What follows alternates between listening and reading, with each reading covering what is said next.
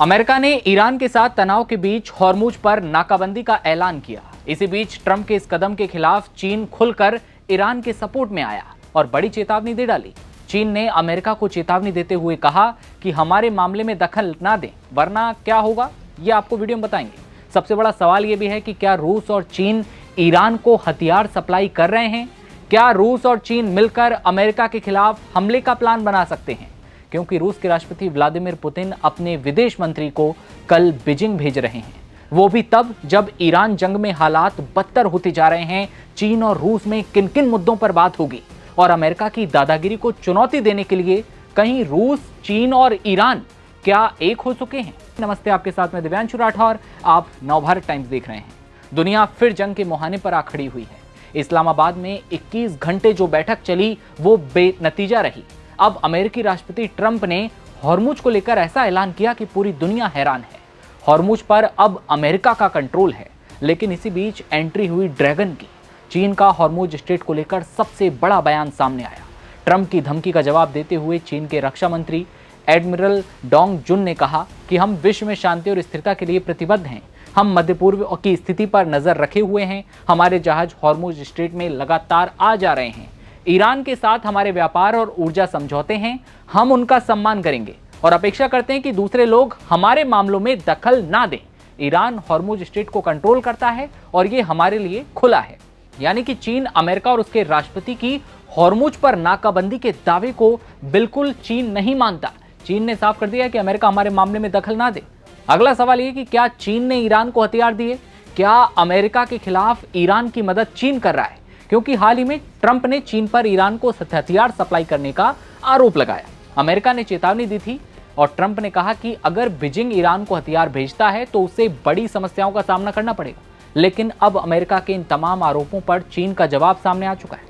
चीन ने ईरान को हथियार भेजने से साफ इंकार किया है। वॉशिंगटन में चीनी दूतावास ने एक बयान जारी किया अमेरिका के खिलाफ और कहा कि बीजिंग किसी संघर्ष में शामिल नहीं है और न किसी पक्ष को कभी हथियार मुहैया कराए गए हैं। याद रहे कि अगले महीने ट्रंप और शी जिनपिंग की मुलाकात होनी है। उससे पहले टकराव बढ़ा है। सबसे ज्यादा चौंकाने वाली खबर ये कि रूस के राष्ट्रपति व्लादिमीर पुतिन अपने चाणक्य और विदेश मंत्री सर्गेई लावरोव को बीजिंग भेज रहे हैं। लावरोव रूस के सबसे पुराने और मजे हुए कूटनीतिक खिलाड़ी हैं। ये सिर्फ इत्तेफाक बिल्कुल नहीं हो सकता, क्योंकि रूस का एक बहुत सीधा साधा सधा हुआ काउंटर मूव है। सबसे बड़ा सवाल है कि क्या रूस और चीन में कौन कौन से मुद्दे हैं जिन पर बात होगी। एक्सपर्ट कहते हैं कि ट्रंप चाहते हैं कि चीन रूस को वो लाइफलाइन देना बंद करे जिसके दम पर पुतिन यूक्रेन युद्ध को खींच रहे हैं। इसी डर को खत्म करने और चीन को अपने पाले में मजबूती से बांधे रखने के लिए लावरोव ट्रंप से पहले ही फील्डिंग सजाने बीजिंग पहुंच रहे हैं।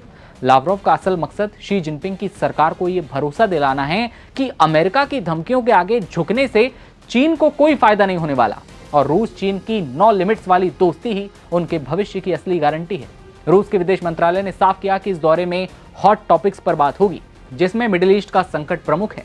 इस ईरान जंग के साए में रूस और चीन दोनों के अपने अपने हित दांव पर लगे हैं। याद रहे कि रूस किसी भी कीमत पर ईरान को कमजोर होता नहीं देख सकता। दूसरी तरफ चीन के लिए ईरान सस्ते तेल का सबसे भरोसेमंद सप्लायर है। अगर ईरान पर हमला होता है तो चीन की ऊर्जा सुरक्षा खतरे में पड़ जाएगी। रूस और चीन की इस मुलाकात में ईरान जंग को लेकर साझा रणनीति पर मोहर लग सकती है। रूस के विदेश मंत्री चीन को ये समझाने की कोशिश कर सकते हैं कि अगर अमेरिका मिडिल ईस्ट में ईरान का काम तमाम करने में कामयाब हुआ तो अगला नंबर रूस का होगा और उसके बाद अमेरिका पूरी ताकत से इंडो पैसिफिक रीजन में चीन की घेराबंदी करेगा। इसलिए ईरान को बचाना सिर्फ तेहरान की जरूरत नहीं, बल्कि ये रूस के लिए भी अपने वजूद को बचाने की लड़ाई है। साफ है कि ट्रंप की टैरिफ वाली धमकी ने चीन को एहसास करा दिया है कि अमेरिका के साथ रिश्ते शायद ही कभी पटरी पर आए। रूस के विदेश मंत्री बिल्कुल सही वक्त पर हथौड़ा मार रहे हैं। वो चीन को ये बताने जा रहे हैं कि अमेरिका सिर्फ डरा सकता है, लेकिन इस बदलती हुई दुनिया में अगर कोई सच्चा और भरोसेमंद पार्टनर है तो वो कौन है? रूस। अमेरिका की दादागिरी को चुनौती देने के लिए रूस, चीन और ईरान एक ही दिशा में खड़े नजर आ रहे हैं। सवाल सिर्फ इतना है, क्या ये तनाव बातचीत से खत्म हो पाएगा या दुनिया एक बड़े युद्ध की ओर बढ़ रही है, जहां एक तरफ है ईरान, चीन और रूस और दूसरी तरफ अमेरिका की दादागिरी को खत्म करने के लिए ये तीनों एक साथ होकर अनकही धुरी बना चुके हैं। हथियार सप्लाई हो रहे हैं और दुनिया तीसरे विश्व युद्ध के करीब है। क्या आपको ऐसा लगता है कि चीन और रूस ने जो हैं सीधे तौर पर ईरान को हथियार सप्लाई किए?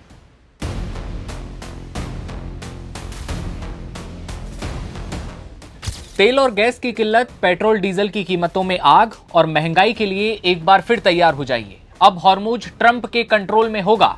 जी हां, अमेरिका और ईरान के बीच जब पाकिस्तान में बात नहीं बन पाई तो यूएस के स्वघोषित राजा ट्रंप को नई खुरापात सूझी है।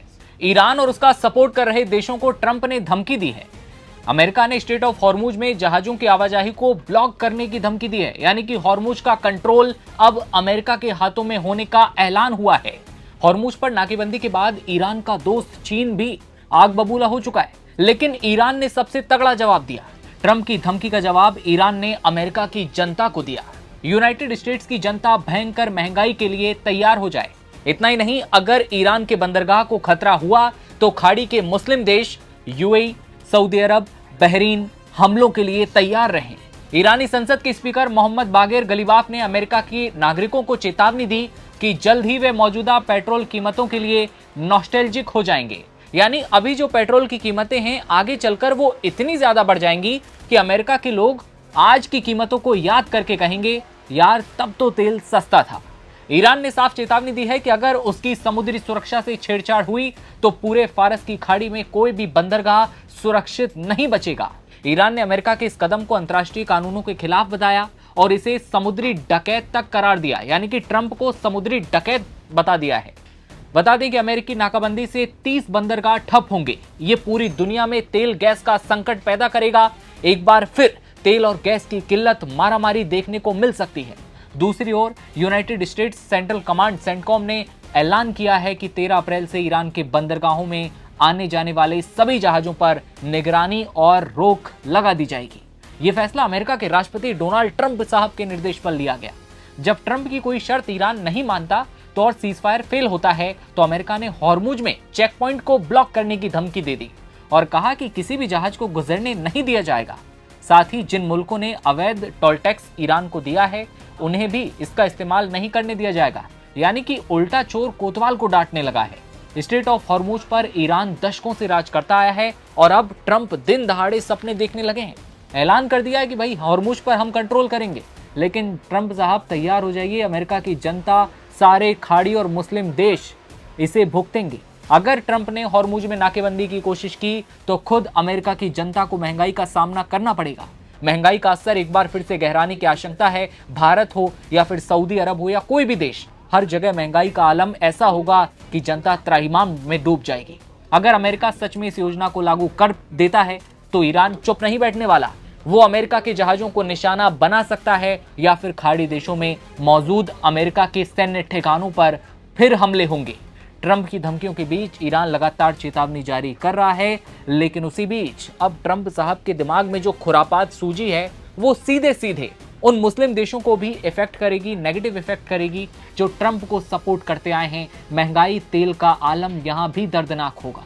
तो फिर तैयार हो जाइए, कहीं ना कहीं मिडिल ईस्ट की आग अब तेल पर एक बार फिर आएगी। पेट्रोल डीजल के दाम बढ़ेंगे, गैस को लेकर किल्लतें हो जाएंगी अगर ट्रंप की खुरापात इस तरह से आगे चलती रही। इस खबर पर आपकी क्या राय है कमेंट सेक्शन में बताइएगा और देश दुनिया की हर खबर देखते रहने के लिए बने रहिए नवभारत टाइम्स के साथ। नमस्कार।